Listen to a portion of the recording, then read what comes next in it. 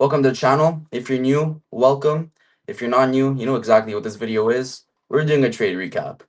But today is a little different because I actually took a loss. Not that big, $500. Yes, I know. Sounds big, but from what I've won in the past, I mean, it is what it is. So we're going to be doing a little recap on my bias of the day, what went through my mind, and the loss I ended up taking, and the reason why I took the trade in the first place. So let's not waste too much time. Let's get right into the video. So just to start it off, on the daily time frame, I saw this buy side or manipulation get swept. Not only that, we had a change of a state that we actually absolutely ran right through it. So that was already like, oh my god, we are bearish. Not only that, we also had a retest right to it. So now it is an order block, which I don't know why I don't have the setting, but anyways, an order block because we retested it because it's change of a state on the last push to make a new higher high. Put the line right under, change of a state, retests, it becomes an order block. Oh my god. Right on top of it, we are in a fair value gap on the 1 day. I mean, oh my god, we want to go down. We really want to go down.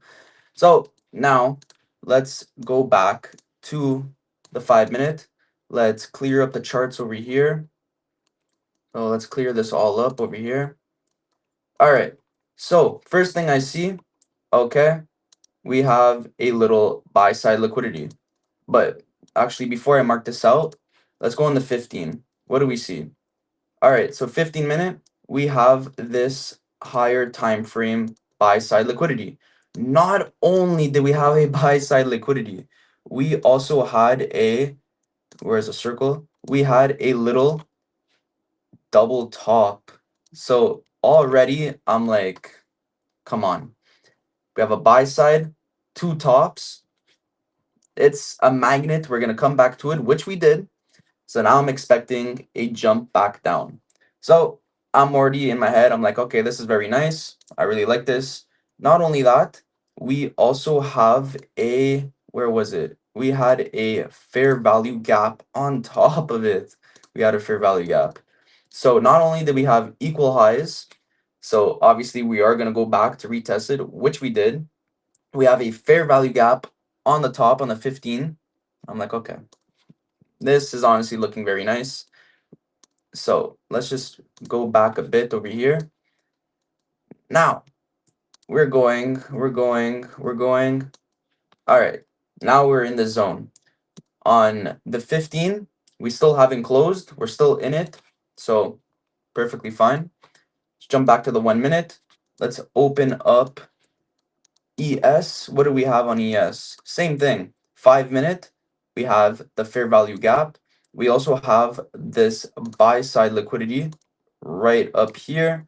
So I'm already looking, I'm like, okay, this is going to be sells. We had this manipulation in the morning to head upwards, and now we're going to start displacing down. That's initially what I thought.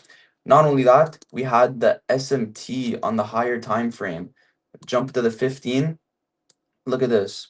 We have a crazy SMT from this equal highs on on NAS, and on ES we have the high. So again, we want to go down. I mean, we have so many models on top of models. So now we come back to the 1 minute, and now we look for our entry. So first we had this inversion for value gap, but it was too soon. I wasn't crazy about it. So I said, okay, let's not rush into this trade. Let's wait. So now I see this get taken. So right away, standard deviation from the highs to the lows. This becomes my inversion for value gap. And I take the trade. Stop loss right above the highs.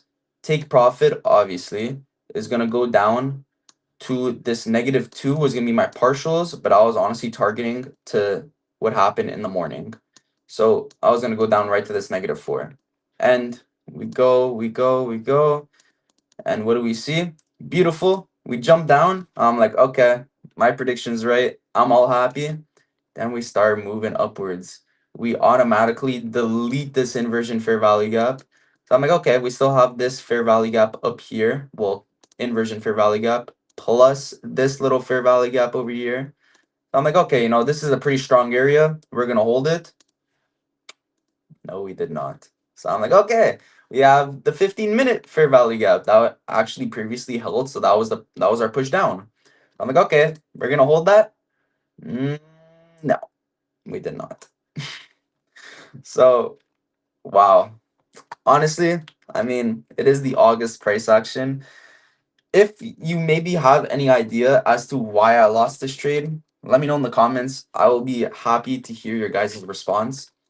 One thing that I would say I could have improved on in this trade is I could have maybe waited for a change of a state down here, and then after I could have paired that with this being a manipulation leg, and then once this change of state gets taken, I can look for the 0.5 and enter over here.